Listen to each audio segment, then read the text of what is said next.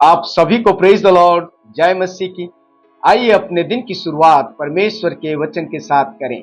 आज का वचन दूसरा कुरिन्थियों 5 और उसका 7वां पद।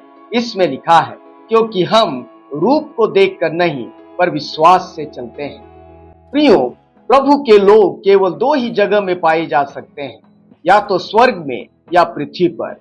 एक विश्वासी कभी नरक में नहीं हो सकता।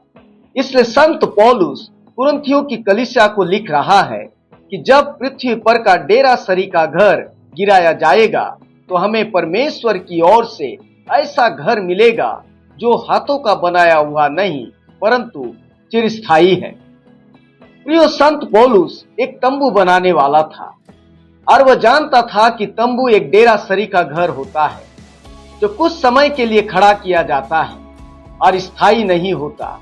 उसी तरह हमारा जीवन भी शरीर रूपी एक मिट्टी के बर्तन में रखा हुआ है जो अस्थायी है।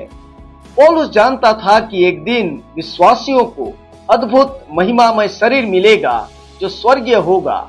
जब तक विश्वासी पृथ्वी में है वे शरीर में है और प्रभु से अलग हैं, और जो सो गए वे अब शरीर में नहीं परंतु प्रभु के साथ स्वर्ग में है। अतः पौलुस को इस बात का पूरा विश्वास है, इसलिए वह यातनाओं, परीक्षाओं और खतरों से डरता नहीं।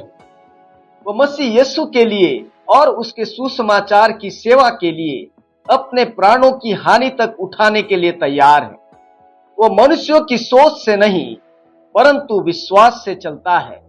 वह अपना ध्यान सांसारिक और वर्तमान की चीजों पर नहीं परंतु उन चीजों पर केंद्रित करता है जो अनंत है, जो प्रभु से उसे मिलने वाला है। प्रियो, हमेशा स्मरण रखें, सांसारिक चीजों का लोभ हमें स्वर्गीय मिरास में रुकावट बन सकते हैं। यदि हम संसार की महिमा के पीछे दौड़ेंगे तो स्वर्ग की महिमा खो सकते हैं। हमारा जीवन एक बहुमूल्य खजाना है जो मिट्टी के बर्तनों में रखा गया है। परमेश्वर चाहता है कि इस खजाने का उपयोग हम लोगों के जीवनों को बदलने के लिए करें। हमारा लक्ष्य तय है कि जब तक हम पृथ्वी पर इस अस्थायी घर में हैं, हमें प्रभु के लिए जीना है। और जब पृथ्वी का डेरा सरी का घर गिराया जाएगा तब उस स्वर्गीय घर में प्रभु के साथ अनंत काल तक रहना है। आपका दिन अच्छा हो। प्रभु आपको आशीष दे। आमीन।